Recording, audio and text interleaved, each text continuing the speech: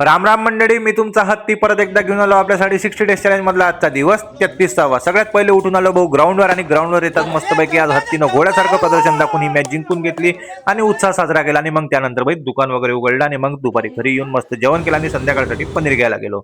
मग घरी येताच मी सगळ्यापैकी तयारीला लागलो, कारण आज करणार आहोत भाऊ पनीर पुलाव।